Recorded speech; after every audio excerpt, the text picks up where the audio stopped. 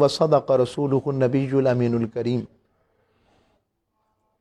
اللہ اور اس کے رسول صلی اللہ علیہ وآلہ وسلم کا بے پائے لطف و کرم، احسان، رحمت ہے، جن کی توفیق سے ہمیں یہ خوبصورت بزم ذکر الخیر الورا کے زیر انتظام محترم مقام اور حضور سیدی اعلی حضرت کے شیدا محترم شیخ ہاشم صاحب کے گھر پر یہ خوبصورت پرکیف، جہاں پر سردی اپنے عروج پر ہے، وہاں عشق کی گرمی کے اندر ہم سب بیٹھے ہوئے ہیں اور ہر طرح کی طلب و تڑپ کی کیفیت اور حضور کی بارگاہ سے خیرات عالی لینے کے لیے اور اپنی حاضری اور نوکری کے ذریعے اپنی پہچان اور تشخص حضور کی کچہری کے ساتھ قائم رکھنے کے لیے ہم یہاں پر آئے ہیں۔ میں نے آج کا مضمون سوچتا رہا کہ کیا رکھوں، تو میں نے ایسے ہی میرے ذہن میں آیا کہ آج حضور کے خلق عظیم پر بات کی جائے کہ حضور علیہ الصلوۃ والسلام کا خلق عظیم کیا ہے۔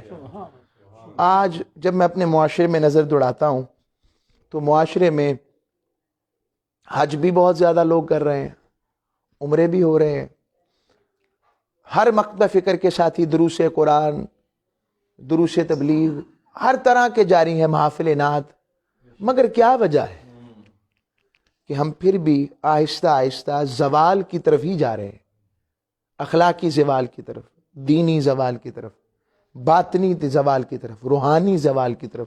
ہم وہ جو خیر و رحمت کے زمزمہ عشق و محبت کی خیر ہے وہ کیوں نہیں پا رہے؟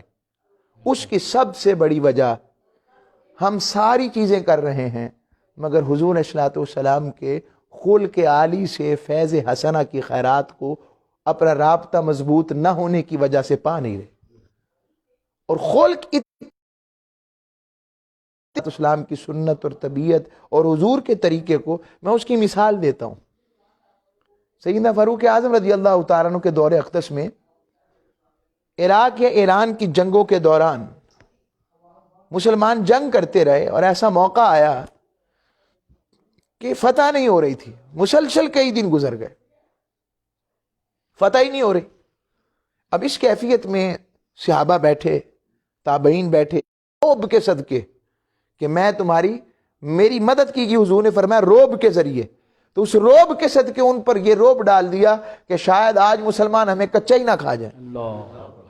اس وجہ سے رب نے روب ڈال کر کے حضور کی سنت پر عمل کیا، اللہ رب العزت نے انہیں فتح یابی عطا فرمایا۔ میں اس منہج پر پہنچا ہوں کہ ہمارے اندر سب سے زیادہ خلق کی کمی ہے، اخلاق، معاملات، بات چیت میں، تعلقات میں، لین دین میں، رشتہ داری میں، ہمارے اندر بھی عقیدے کی خیر موجود الحمدللہ، مگر عقیدے کے ساتھ اگر خلق کی خیر آ جائے تو پھر کیا بات ہوگی؟ پھر اللہ رب العزت وہ کرم فرمائے گا جس کی کوئی انتہا ہی نہیں۔ یہ کام مشکل ہے، نہ ممکن نہیں ہے۔ اب میں آتا ہوں حضور کے خلق کی طرف۔ رب باری تعالیٰ نے اپنے محبوب علیہ الصلوۃ والسلام کے لیے فرمایا وَإِنَّكَ، اور میرے بے شک محبوب صرف آپ کے لیے، اور آپ ہی تو ہیں کہ خلق کو کتنا عظیم بنایا ہے۔ سورت کی تو قسم رب کھاتا ہے نا۔ اعلیٰ حضرت بھی فرماتے ہیں کلام الہی میں شمس الضحیٰ، تیرے چہرہ نور فضا کی قسم، قسم شب تار میں راز یہ تھا کہ حبیب کی زلف دوتا کی قسم ہے، خدا نے وہ مرتبہ تجھ کو دیا نہ کسی کو ملے نہ کسی کو ملا، ہے کلام مجید نے کھائی شہا تیرے شہر کلام بقا کی قسم۔ مگر رب باری تعالیٰ نے اپنے محبوب کے خلق کو، اور کس طرح، میں اوپر بیٹھا ہوں مثال دے رہا ہوں سمجھانے کے لیے، تو ایک نسبت ہے کہ آپ، کیونکہ ویسے تو سنانا اگر حضرت سعد بن ثابت کی سنت ہے تو سننا میرے مصطفیٰ کی سنت ہے، تو میں ایک نسبت صرف ایک بتا رہا ہوں۔ آپ نیچے ہیں، میں اوپر بیٹھ گیا، تو ایک نسبت ہے اوپر نیچے کی، تو مجھ سے اوپر چھت پر کوئی چلا جائے، روف ٹاپ پہ چلا جائے، تو روف ٹاپ جو ہے گھر کی وہ اوپر ہوگی اور میں نیچے ہو گیا۔ اسی طرح آپ اس روف ٹاپ سے خلیفہ چلے جائیں تو برج خلیفہ اوپر چلا گیا، مینار پاکستان نیچے رہ گیا اپنے درجے میں، اپنے مقام اور اونچائی میں۔ اب اس سے آگے چلے جائیں تو مکہ ٹاور لے لیں تو مکہ ٹاور اوپر چلا گیا اور اس کے مقابلے میں برج خلیفہ نیچے آ گیا۔ ایک سمجھنے کے لیے، ہر ایک اونچ کے نیچے دیکھے گا تو نیچے نظر آئے گا۔ میرا سوال یہ ہے آپ سے، رب سے اوپر کون ہے؟ ہو سکتا ہے؟ تو جب وہ کہے کہ وہ انک لعلی خلق عظیم، وہ عظیم کہے جو وہو العلی العظیم ہے، جب وہ خلق عظیم کا مالک اپنے مصطفیٰ کو بنائے تو اس نے اپنے محبوب کے خلق کو کتنا کو عظیم بنایا ہوگا، کتنا اعلیٰ مقام کیا ہوگا۔ اس کے خلق عظیم کو کوئی پا سکے گا؟ کوئی پا نہیں سکتا، مگر رب نے فرمایا لقد کان لکم فی رسول اللہ اسوۃ حسنہ، تمہارے لیے بہترین نمونہ میرے مصطفیٰ علیہ الصلوۃ والسلام کی ذات مطہرہ ہے۔ اور آگے فرمایا اسی خلق عظیم کو، فرمایا محبوب اب خلق کسے کہتے ہیں؟ میں یہاں پر امام فخر الدین الرازی رحمۃ اللہ علیہ کی حوالے سے بات پیش کرتا ہوں۔ وہ فرماتے ہیں خلق نفس و چیز ہے، مگر اسے سہولت سے کرنا کہ اس میں تکلف نہ ہو، بناوٹ نہ ہو، اس کا پردہ اپنے اوپر وقتی طور پر اوڑھا نہ ہو، بلکہ وہ ہمیشگی اور دائمی ساتھ ہمیشہ کے لیے اس کے ساتھ آ جائے۔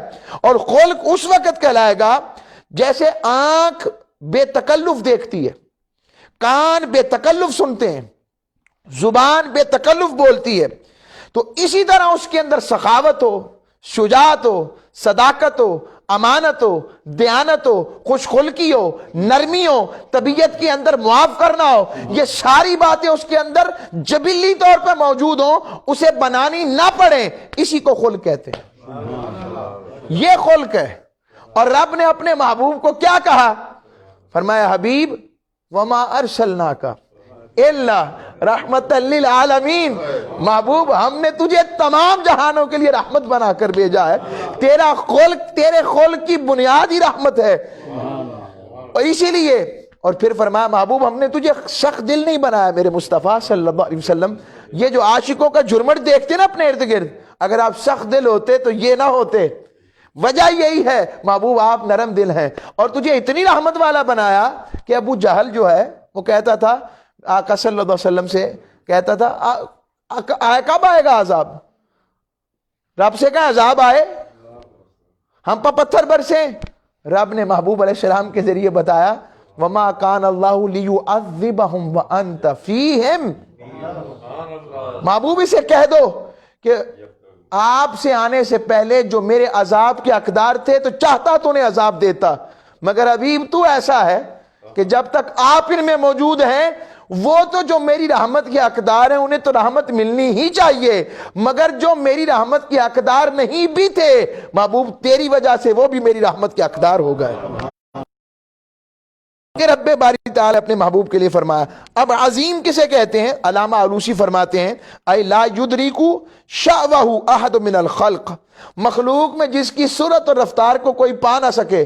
رب نے کہا وَهُوَ الْعَلِيُّ الْعَظِيمُ، میری شان ہے، میں علی بھی ہوں اور عظیم بھی ہوں، اور یہی شان میں نے مصطفیٰ تیرے خلق کو دی ہے، وَإِنَّكَ لَعَلَىٰ خُلُقٍ عَظِيمٍ، کہ میں نے تجھے خلق عظیم کا مالک بنا دیا۔ پھیر لیں وہی خلق نہ رہا۔ اور نیکی کی بنیاد بھی تب نیکی ہے کہ اسے حضور نے نیکی کہا ہے۔ اب میں اس کی ایک اور معنی سمجھاتا ہوں، حضور کیسے شاہ سوار ہیں؟ رب نے فرمایا میرا محبوب ایسا ہے کہ اگر بیت المقدس کی طرف منہ کروا دوں میں اس کا تو تم بھی بیت المقدس کی طرف منہ کر لو، اور اگر میں کہوں محبوب بیت المقدس سے اب آپ اپنا چہرہ کعبہ ابراہیم کی طرف، اصل میں فضیلت صرف بیت المقدس میں نہیں ہے، فضیلت صرف کعبہ ابراہیم میں نہیں ہے، فضیلت رخ مصطفیٰ میں ہے، جس طرف پھر جائے۔ اعلیٰ حضرت اس لیے فرماتے ہیں نا کہ نعمتیں بانٹتا جس سمت وہ ذی شان گیا، ساتھ ہی منشی رحمت کا قلم دان گیا، کہ حبیب جہاں آپ کا چہرہ پھر جاتا ہے وہیں پر میری رحمت بھی تیرے ساتھ ساتھ ہو جاتی ہے۔ اب کیا ہے کہ آج جسے ہم سچ کہتے ہیں، حضور کہتے ہیں کہ یہ سچ نہیں ہے، تو پھر ہم اسے سچ سمجھتے ہیں، اور جسے آج جھوٹ کہتے ہیں اسے آج سچ سمجھتے ہیں۔ مثال دے رہا ہوں سمجھنے کے لیے۔ اور جسے آج ہم جھوٹ کہتے ہیں حضور کہتے ہیں یہ سچ ہے، تو نیکی اور خلق کا معیار اوروں کو صفتوں کے ذریعے شان دیتا ہے، اور میرے مصطفیٰ وہ ہیں جس صفت کو وہ اختیار کر لیں ان کی وجہ سے صفتوں کو شان، ان کی وجہ سے اسے شان مل جاتی ہے۔ یہ فرق ہے کہ حضور مالک بنا، حبیب جس طرف تو جو کہہ دے سبحان اللہ. جو کہہ دیں جو کر دیں میں اسے ہی نیکی اور خیر بنا دوں گا, میں اسے برکت بنا دوں گا, میں اسے ہی نیکی بنا دوں گا. میں نے تجھے اختیار دیا ہے, اس لیے فرمایا وَإِنَّكَ لَعَلَىٰ خُلُقٍ عَظِيمٍ. کیوں محبوب؟ میں نے تیری ذات میں شکر نوح بھی رکھا ہے, خلت ابراہیم بھی رکھا ہے, صدق اسماعیل بھی رکھا ہے, صبر یعقوب بھی رکھا ہے, تواضع اسماعیل بھی رکھی ہے, کلیمیت موسیٰ کا بھی فیض رکھا ہے, عیسیٰ کی مسیحیت کا بھی فیض رکھا ہے, اور ان سب سے اوپر میں نے تجھے محمد کہا ہے جس کی تعریف کوئی اور نہیں میں کرتا ہوں. اور حبیب اسی لیے کہتا ہوں کہ حسن یوسف, کیا کسی نے پیاری بات کہی, حسن یوسف دم عیسیٰ ید بیضاداری آنچیں خوباں ہما دارن تو تنہا داری. حبیب یہ ساروں کی شانیں بھی جمع کر لیں اور پھر وہ جمع ہو کر اوپر آ جائیں, جہاں پر ان کی شانوں کی انتہا ہوتی ہے وہاں سے میرے مصطفیٰ تیری شان کی ابتدا ہوتی ہے. رب نے اپنے محبوب کو کی صورت کو تو حسین بنایا ہی ہے, سیرت کو بھی ایسا بنایا, ہائے ہائے. اب آگے آئیں, اب میں اس کی حقیقت آپ اور واضح کرتا ہوں. سیدہ عائشہ صدیقہ ام المومنین صدیقہ کائنات رضی اللہ تعالیٰ عنہ حضور علیہ السلام کی شاگردہ بھی ہیں, محبوب زوجہ بھی ہیں. کیا شان ہے سیدہ عائشہ صدیقہ کی شان دیکھیں آپ. آقا علیہ السلام کو تحفے دینے ہوتے نا لوگوں نے, تو جس دن سیدہ عائشہ صدیقہ کے ساتھ حجرے میں ہوتے اس دن تحفے دیتے. آج بھی وہی حجرہ ہم سب کی آنکھوں کی ٹھنڈک ہے, جہاں پر جانا تڑپنا اور چند لمحوں آج بھی وہ سیدہ عائشہ صدیقہ کا حجرہ ہے. اور سیدہ عائشہ صدیقہ کی گود ہی تھی جب آقا صلی اللہ علیہ وسلم کا وصال عالی شان ہوا, تو سر اقدس مصطفیٰ اس وقت بھی سیدہ عائشہ صدیقہ کی گود میں تھا. یہ مقام ہے ان کا. اب وہ سیدہ نے 14 سال تک درس حدیث, قرآن و حدیث کا درس دیا. سیدہ نے 5000 صحابہ اور صحابیات ان کے اسٹوڈنٹ ہیں. ان سے کسی نے کیا تھا, انہوں نے کہا کہ آقا صلی اللہ علیہ وسلم کا خلق سید, وہ سمجھے صحابی سمجھے کہ حضور کے کوئی 1 2 3 4 5 گنتی کے اوصاف پتہ لگیں گے تو میں انہیں اپناؤں گا تو میں خلق مصطفیٰ پر عمل والا ہو جاؤں گا. سیدہ نے پوچھا کیا تم نے قرآن نہیں پڑھا؟ کان خلقہ القرآن.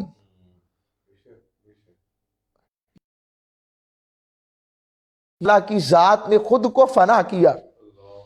حضرت جنید بغدادی فرماتے ہیں حضور کے خلق کو عظیم اس لیے کہا گیا کیونکہ حضور نے رب کے علاوہ کسی شے کی خواہش ہی نہیں کی, اور اپنی ذات کو رب کی ذات میں یوں فنا کیا کہ رب نے اپنی ساری صفتوں کا رنگ اپنے مصطفیٰ کو عطا فرما دیا. اور اس رنگ کا اثر تھا کہ رب نے کہا محبوب ان اللہ بالناس, ہم آپ کو پڑھائیں گے فلا تنسا, کہ آپ بھولیں گے نہیں. جس کو رب پڑھائے اس کے بارے میں ہم کیا کہہ سکتے ہیں. اور پھر حضور نے فرمایا مجھے کسی اور نے نہیں, اللہ نے مجھے ادب سکھایا ہے, اور اس کا ادب سکھانا بہت حسین تھا. اور جسے رب ادب سکھائے اس سے بڑا مؤدب کون ہو سکتا ہے, اس سے زیادہ عظیم کون ہو سکتا ہے. اور اسی وجہ سے آقا صلی اللہ علیہ وسلم نے روح البیان میں علامہ اسماعیل حقی نے ایک واقعہ بیان کیا. حضور علیہ السلام نے فرمایا خلق کی 360 صورتیں ہیں. کتنی؟ آئیں میں آپ کو صرف ایک تحفہ دے رہا ہوں. ایسے حضور نے فرمایا جو ان میں سے ایک صورت کو بھی حاصل کر لے, خلق کی ایک صورت بھی پا لے, وہ جنت میں چلا جائے گا. ایک خلق کی ایک صورت. آقا صلی اللہ علیہ وسلم نے جب یہ بات فرمائی, حضرت ابوبکر صدیق نے فرمایا یا رسول اللہ حل فی منہا, یا رسول اللہ کہ کوئی ایسا بھی ہے کہ ان میں سے کوئی چیز مجھے ابوبکر میں بھی پائی جاتی ہے ان 360 میں؟ قال کلھا فیک یا ابوبکر, فرمایا ابوبکر تجھ میں 360 کی 360 پائی جاتی ہے. یہ عالم سیدنا صدیق اکبر کے خلق کا ہے تو پھر خلق مصطفیٰ کیسا ہوگا. حضرت انس بن مالک فرماتے ہیں میں نے 10 سال تک اپنے محبوب کی خدمت کی, اور پتہ ہے جب حضرت انس بن مالک کی امی جی چھوڑ کر گئیں تو حضرت ام سلیم تو انہیں کہنے لگیں، آقا صلی اللہ علیہ وسلم سے عرض کرنے لگیں، یا رسول اللہ ہوا خوائد مکھ، یہ آپ کا چھوٹا سا خادم ہے. پنجابی سے کہیے نکڑا جا نوکر ہے تہاڈا. یا رسول اللہ تہاڈا نکڑا جا نوکر ہے. اور انس بن مالک رضی اللہ تعالیٰ عنہ فرماتے ہیں میرے لیے اس سے بڑی بات سعادت کوئی نہیں کہ قیامت کے دن جب میری ملاقات مصطفیٰ سے ہو تو میرے آقا مجھ سے کہیں انس میرے خویدم تو آ گیا ہے، میرے نکڑے جا نوکرا تو آ گیا ہے. میری بات بن جائے اگر حضور اسی نام سے مجھے یاد. 10 سال میں نے خدمت کی، حضور نے مجھے کبھی اف بھی نہیں کہا، اف بھی نہیں کہا. جو کام میں نے کر دیا پوچھا ہی نہیں کبھی. صرف ایک دفعہ کہتے ہیں میں بازار میں بچوں کے ساتھ نکلا، حضور نے کام بھیجا، میں کھیلنے لگ پڑا، حضور پریشان ہو کر میرے پاس آئے اور پوچھا کیا بات ہے، اور کہا اے 2 کانوں والے، رمضان کے علاوہ نفلی روزے رکھنا آسان ہے؟ ہم اپنی زندگی میں پوچھ رہا ہوں مشکل ہے. تو ایک جسے کہتے ہیں آپ اپنے ذہن میں ایک آئیڈیل تو آتا ہے نا کہ کاش ایسا ہو، ہم ایسے ہوں، دل ایمان والے کے دل میں آتا ہے. تو اس کا آلٹرنیٹو نہ بتا دوں آپ کو کہ چاہے وہ نہ ہو سکے مگر اس کا آلٹرنیٹ مل جائے. برابر شب زندہ داروں، تہجد گزاروں اور روزہ داروں کے ساتھ ہی جن کا اخلاق اچھا ہوگا انہی کی صف میں رب حسن اخلاق والوں کو اٹھائے گا. حسن اخلاق والوں کو شب زندہ داروں کے ساتھ اٹھائے گا. اور شب زندہ داروں کا رتبہ پتہ ہے کیا ہے؟ قرآن میں آیا ان کا ذکر ہے تتجافا جنوبہم عن المضاجع، جن کے بستر ان کے پہلوؤں سے جدا ہیں. حدیث میں آتا ہے ان کے لیے کچھ نہیں ہے ہی کچھ نہیں. پھر آقا سے پھر فرمایا تم میں سب سے زیادہ ناپسندیدہ اور قیامت کے دن مجھ سے سب سے زیادہ وہ شخص ہوگا جو بیہودہ باتیں کرنے والا ہوگا. اور پھر فرمایا زبان دراز ہوگا. اور تیسری بات فرمائی کہ سلام کرنے والوں سے رب بغض رکھتا ہے. آج ہم اپنے معاشرے میں دیکھیں کیا یہ باتیں ہمارے معاشرے میں پائی نہیں جاتی؟